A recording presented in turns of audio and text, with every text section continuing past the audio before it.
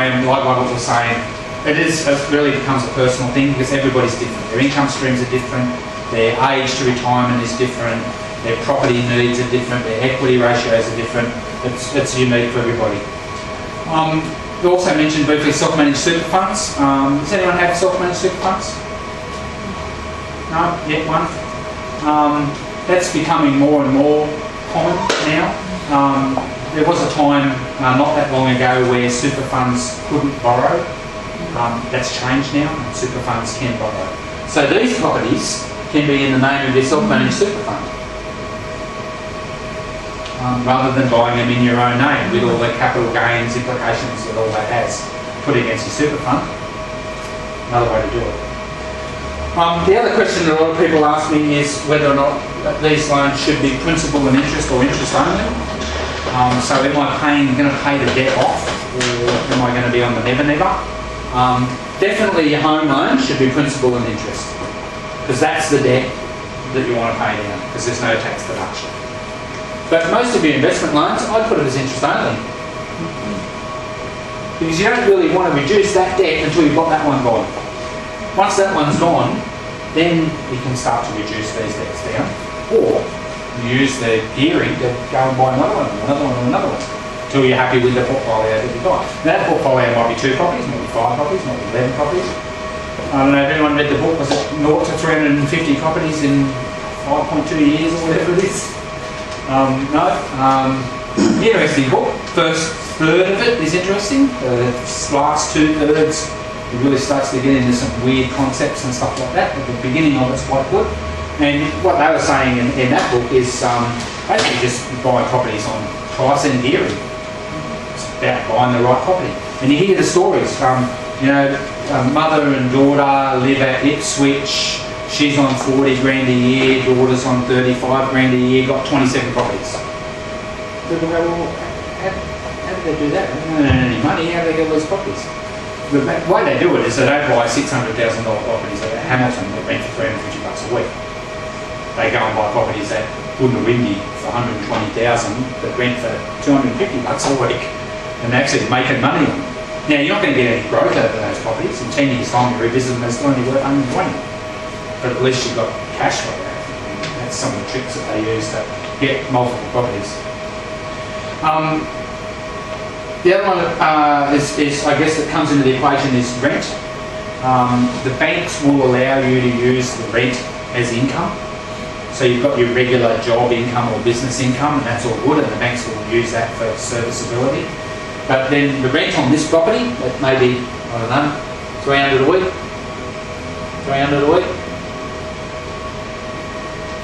They will use the rent as income.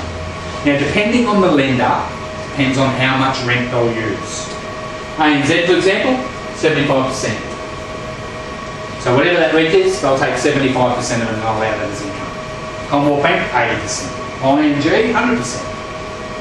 Depends on the lender, depends on what they'll use. But good rule of thumb, if you work on 80% as the rent when you're doing your sums, that's generally across the board pretty much what the banks will use. With the NRES stuff, they don't allow you, to the best of my knowledge, the incentives as income, because it's not paid on a weekly or fortnightly basis. But you do get better negative gearing aspect because you're offering it 20% below market level. So your tax deductibility actually goes up. And the last one I wanted to cover was line of credit. A lot of people are scared of lines of credit, and in some cases you should be. A line of credit, if you've got a $150,000 line of credit, think of it as a $150,000 credit card.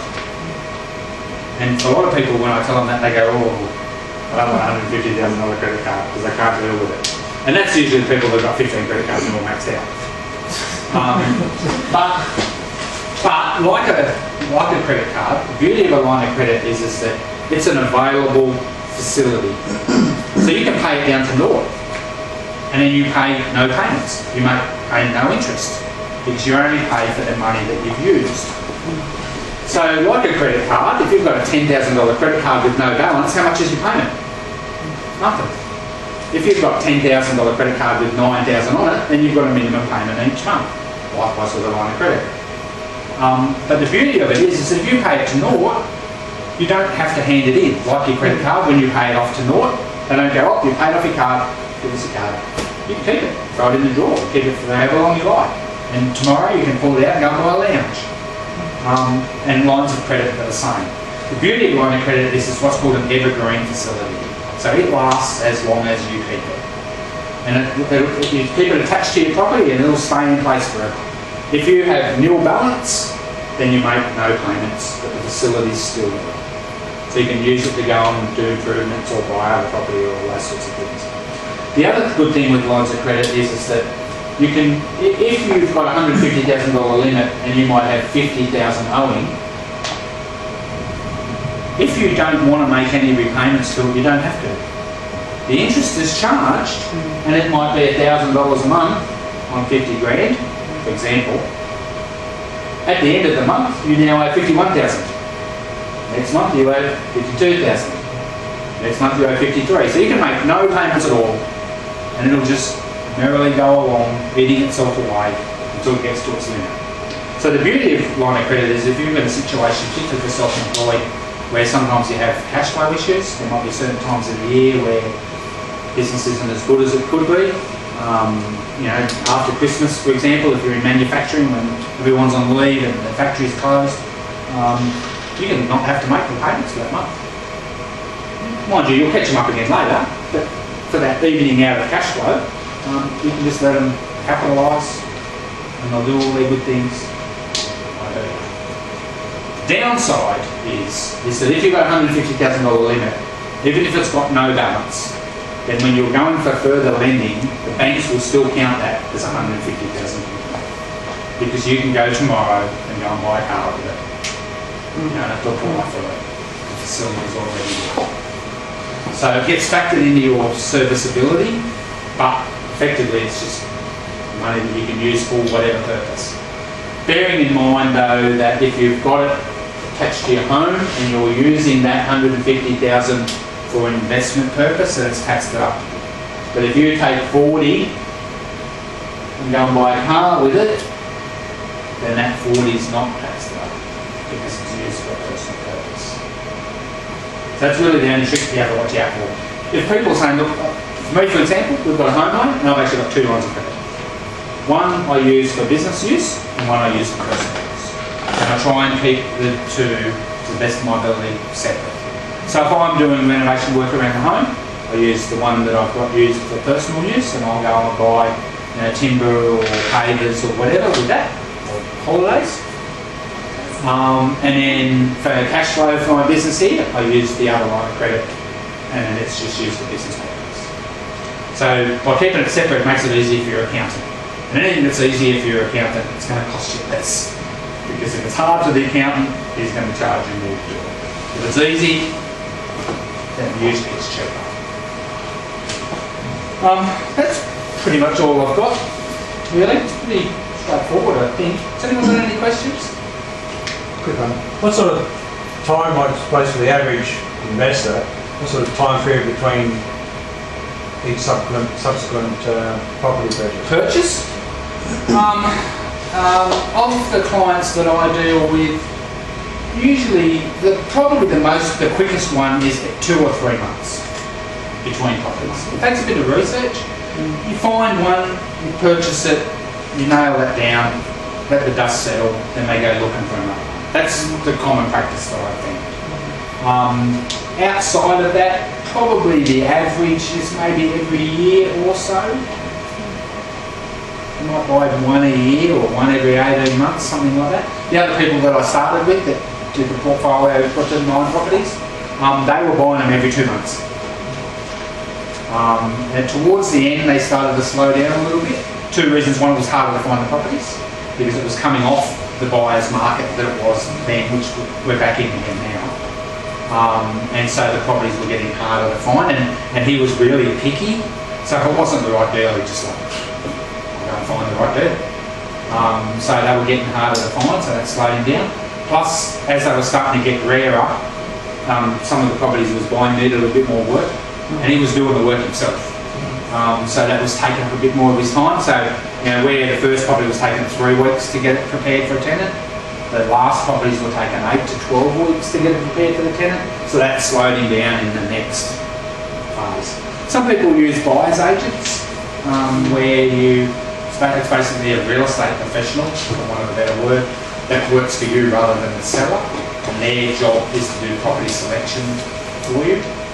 So if you're using them, you're using their time to go and find properties. But there's always a fee. So Stan, the guy that I mentioned at the beginning, he was doing it all himself, doing property selection himself, doing negotiation himself, doing the maintenance and the fix-ups himself, and running the business at the same time. So the beauty of him having his own business was he had time flexibility. So if he needed to go look at a property during the week, he could. But you know, still have to go and maintain his business and all that sort of stuff at the same time. So, yeah. And over time, they've sold a couple off and then used those debts, those profits to pay down other debts. So there's properties of theirs now that are, you know, Deegan and Sandgate, that are worth 380, 400, 420, that have $90,000 debts on them, $70,000 debts on them. And he's kind of over it now. He's getting towards retirement. They've gone from 9 properties down to 7 properties. And when they finish their house at Hamilton, he said he's going to sell another 2, and that will clear off pretty much all the other debt. So you'll have 5 properties plus their home and no loans. And basically, he's become a professional landlord now. Just a professional rent collector. And then that's, as far as having a job, that's game over. Claim tax on being a landlord. Yeah, that's right. Yeah. Set up a business as a landlord, get tax it. Perfect. So any more questions for Alan? No. No? Good. Excellent. Thank you, Alan. This is just a very quick introduction to some of the ways you can invest in property and also use your home to be able to do that. Various situations, and I know if you may have looked at both situations, both presenters that we brought in for property tonight and say, well, you know, why did we bring in 2 different ones? They're 2 entirely different ways of doing things, and different people are comfortable with different types of investing.